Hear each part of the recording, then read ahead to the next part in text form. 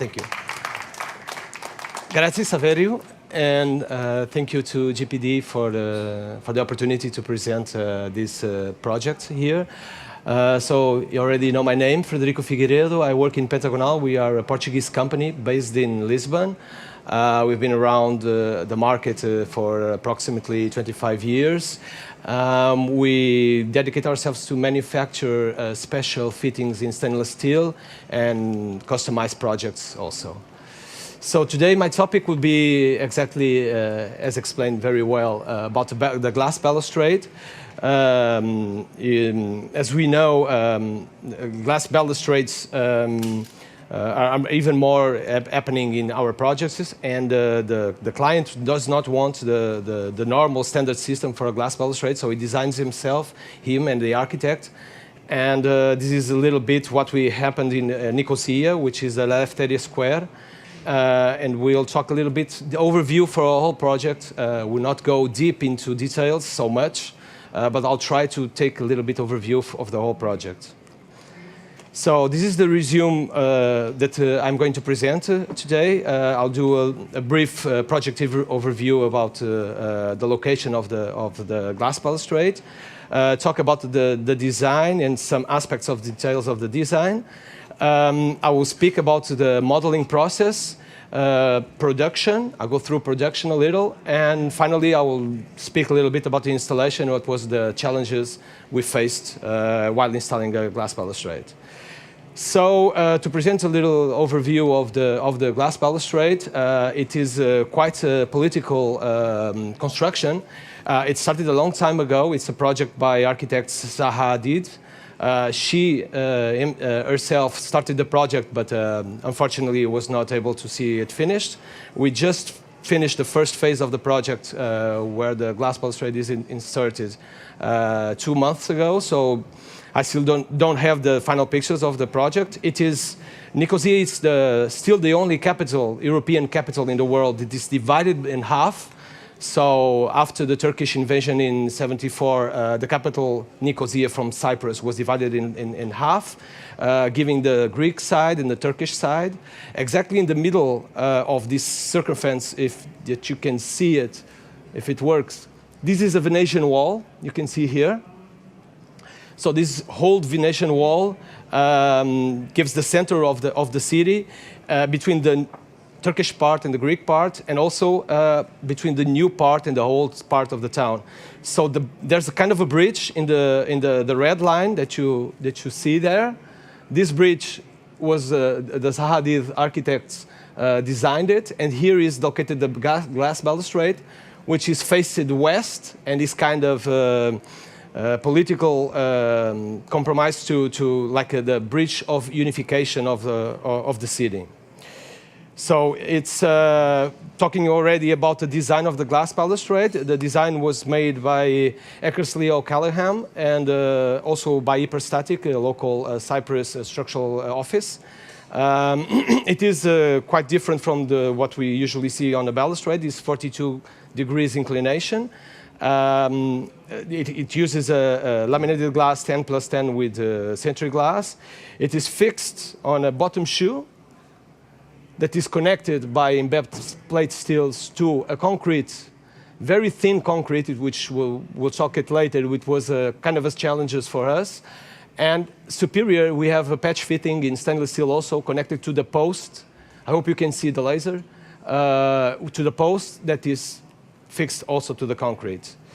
So it's 20 metallic posts. It's not such a big project, but it was really challenging for us. So talking about the glass, for the balustrade elements, these are the list of the elements contained in the balustrade. It's basically, as I told you before, an embedded steel precasted on the concrete. Then we'll have the bottom steel angular fixed to this embedded plate cast. We'll have the posts with the noses. Then goes to something which we called the T-arm or the T-connection here on orange, that supports the plate, the stainless steel plate, interior and the exterior, and fixing on the glass with a notch. As you can see here, this is the T, is a duplex material. And on the bottom shoe, as per design by Kirsty O'Callaghan's, some blocks that support the glass and cantilever them upwards. So when we get to the design details, of course, it's impossible to show you all the design details. What we did is that we make a kind of a review of the excellent design by Kirsty O'Callaghan and hyperstatic, of course. And what we really faced for challenge, it was very well designed, as you can imagine. But the only small details that we saw the T connection, and we thought for tolerances, especially because of installation, not much about the security, because that was handled. But for installation, we thought that it was best to get a little bit more space for the T to enter and give us a little bit more availability of space during installation. This was one of the details that we had to manage. And also we have to verify the glass. This is a 5.8 meter wide glass. And it was a lot of stresses here, so we come to arrangement to make it bigger, so the stresses were not so focused on this corner. And of course, the design of the bottom shoe, which was already made by Kirsty O'Callaghan, it was basically fulfilled. It has the possibility to open from the outside, especially when you want to maintain the glass balustrade and you want to replace the glass. It is really important. And the pads that connects to the post, it has a pin that we also reviewed doing a security pin, because we thought it was important. Afterwards, it would be not possible to get out this pin so easily. The project was, I would say, half of the time of the project was spent on modeling. I know before Arup made a great presentation about the IT, and I totally agree with this presentation. Nowadays, we have to know not only about glass and metallic, but we have to know about software. So the process of the modeling was what you see a little bit on this diagram. We received the basic project in CAD drawings. We had to also a model from the architect and from EOC in rhinoceros to give us an impression of the 3D modeling, and we had to work on rhinoceros to model all the components and also the glass in order to make it the geometry that the architects already drawn in Rhino. To do this, and since when we are during the construction phase, the surveys are giving us new surveys from the inside. So as you can imagine, to precast the concrete, they had to add some molds. They had first the survey of the molds of the concrete, then we have a survey of the concrete, the real concrete after taking out the molds. So the concrete was moving a lot, so we had to use a grasshopper plugin to parameterize, to be a design parametric algorithm in order to be able to change some points in the design that we thought was important without having to draw everything again. So this was one really important part of the project. Then we take it out to AutoCAD drawings to make the glass, to produce the glasses, and also to do it in Tekla Structures, which is the program we used for metallic structure. So the interaction of all these softwares was really a challenge because they are compatible, but somewhere in the middle it's really dangerous to lose some information, and this was one of the most challenging parts of the project. So here you can see some details of the design, how the grasshopper can permit you to change any hole in any dimension, crucial dimensions that you configure in the algorithm, and automatically it will put all the model updates. And if you say if the line will never go out from here, the software will not let you get out of this line. So then we went to the mock-up production. There's a small video of what was the samples and the first test we did. As you see here, we were testing the T connection, and there was too much movement on it. So one of the things that we had to be careful is about this, and so we had to constrict the degree of rotation of this T element that connects the two plates. Otherwise, during installation, we'll have difficulties during the installation. Of course, we had the inspection of the tolerances of the joints of the stainless steel, and also, of course, we did the tests. When we did the mock-up tests, this is an incline balustrade, so we did some permanent tests, as you can see in the video. I hope it's working. Yeah, it's working. You can see some impact tests we did with back sand and also with the sphere, metallic sphere. And also the post-breakage stability, we were a little bit worried that how would we work. So we broke first one ply. Since it's century glass laminated, it handled very well. There was not much deformation. Curiously, when we break the second pile of glass, there was a counter deflection of the glass, actually. And after 48 hours, it just went again to the same position. But of course, we're talking about 2 millimeters. I would say this, for me, it's no deflection at all. In a 4-meter glass, I think it's more than reasonable. We let the glass stay there for almost 2 months, and it didn't move. It did not move. So it was a good test for us. So a little bit about the production. I will not give you I would not stay too long in these slides. But we had to do the posts, which are mild steel posts, painted and welded. Then we had, of course, the stainless steel production, which was the most interesting thing. Is since it's a curved and a complex curve, we had to do like this piece you can see on the movie, 5.8 meter plate with 25 millimeter thickness, and we have to curve it according to the drawings that comes out from the AutoCAD and also from the Rhino models, and of course the glass production. We did these glasses in Cricursa in Barcelona. They are curved glasses. They have a bright silver coating on face 2. It's a 10+10 laminated with century glass, curved glass. And of course, the important thing about this was the tolerances.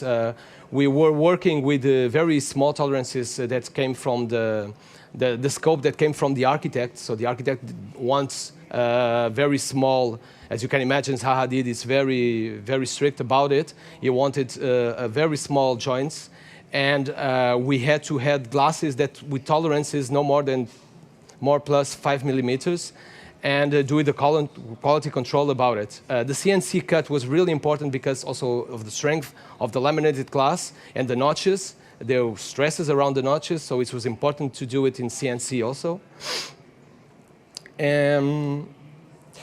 So going back a little bit to the inside installation, the tricky part was when we arrived on site. The concrete was very, very out of the tolerances we asked for him. We asked for them for tolerances of 5 millimeters, and of course in concrete it's really tough to do it. So when we arrived on site, the first job I had to do was to look at the altimetry topography of the concrete and adjust it to our model, which is millimetric. So I don't know if it's small for you, but sorry, I will go back if it lets me.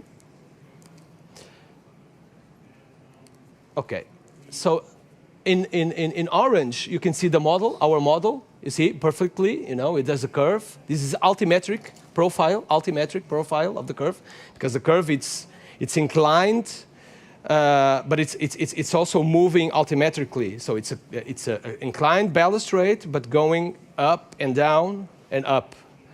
So on blue you can see the concrete, and on orange you can see our model of the bottom shoe. This is of the bottom shoe. So this is the corrections we asked for them to do on the concrete on site, which was really, really tricky. So I guess when we overlapped what is the concrete survey on green, you can see it on green, of the bottom shoe, and also from the bottom shoe, and also from the superior parts, we were really having to correct a lot of altimetric measures. So this is just a little bit to explain you that even though you work with the tolerances on the curved glass of 5 millimeters, you work of 2 millimeters on the stainless steel, you arrive on site and you have the concrete with 20 millimeters tolerances. So you have to adjust it on site, and it makes you think if actually it's such a tolerance we should have on site, or should we predict that on site we'll have these kind of tolerances and start designing a little bit more freedom. But in this case we have to discuss with architects because the joints are important. It's very important. So here we can show you what we have to cut and what we had to add to the concrete in order for our model to be perfectly placed on site. The installation, of course, as you can imagine, it's inclined glass with the notches. We had the glass and the plate suspended at the same time, so we can draw the glass into the bottom shoe, and at the same place we had the plate to install it and secure them totally. So there's a lot of persons involved in the installation. We had some Portuguese companies have a partner in the installations, of course. And this was not only the drawing of the glass, but the finish of structural silicone. We had to put structural silicone on the bottom shoe, and of course the weather silicone on the top plates in order it to be perfectly finished. So as a final remarks, I think the overall result was really good. We were really happy. I think also the client is happy with the final results. The tolerances we saw on the glass production and the metallic production were really adequate for the project, but we feel that the tolerances on construction side, it's not so easy to get it, and it becomes really difficult to install such a precision systems when the concrete cannot adapt so much. We have a lot of iron between the concrete, and when you want to dig deeper in the concrete, sometimes it's not so easy. So that's one of the big focus there. The mock-up tests for us was really satisfactory. It was a good impression of the overall system. It was really solid. If it breaks, it was no problem at all. It could stay for 2 months. If the two glasses break, it's not a problem at all. So the design was really strong. And of course, we have to think if the surveys that came from us from on-site should be a little bit more precise in order to help us when we arrive to get a good precision job in applying this. So I want to thank, of course, the acknowledgements not only to the design of Zaha Hadid and Eckersley O'Callaghan and Aperstatic, and also to Lois Building, which was the main contractor on this project. So I thank you, and I'll be available for some questions.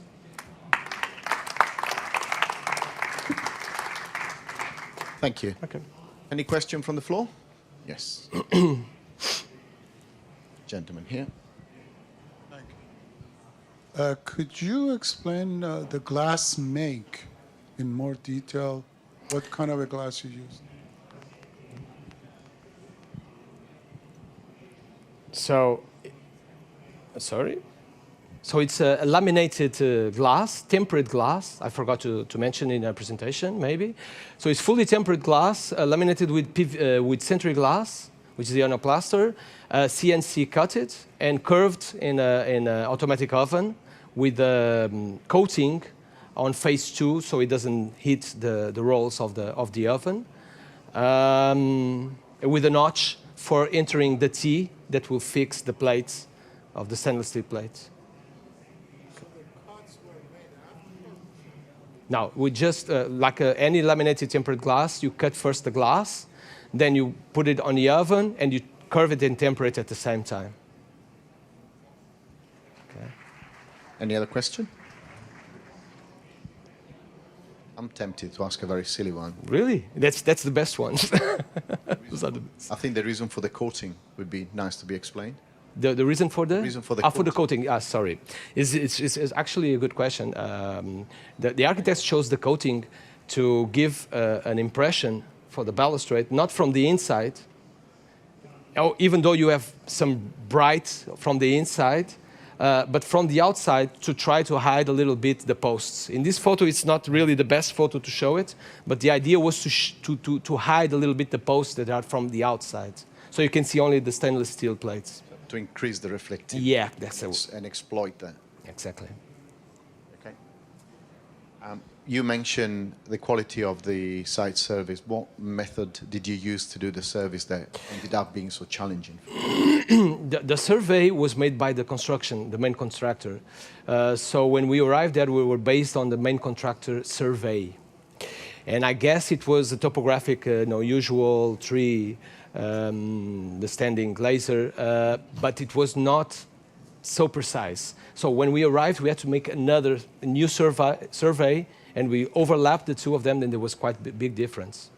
So it's the method, which is the usual method to have a survey, which is the laser, maybe was not enough. Maybe a cloud survey. Yeah. The job, so you come up with a 3D model of the actual survey. Yeah, that's it. Yeah. Okay. Any other question? Yes. Thank you. What would be the warranty period for the project or for the glass, or how is it supposed to be maintained? Yes, we did a full installation and methodology for maintenance of the glass, including replacement of the glass. So we had about 80 pages of documents given to the general contractor, which is given to the owner, to the municipality. This includes the maintenance, the replacement of the glass, and the warranty. I guess it would be 50 years is the usual warranty the general contractor has to give to the municipality. 50. So glass has 50 years or? Yeah. Just With the correct maintenance. Expected service or life service, not the guarantee. Yeah, this life service. The guarantee is another thing. I'm sorry. That's the life servants. Yeah, correct. Sorry. yeah, just a quick one, please. I noticed that you went for fully toughened glass. Yep. Why wouldn't we avoid all the side effect of tempering the glass, and why didn't you go for its strengthened glass instead?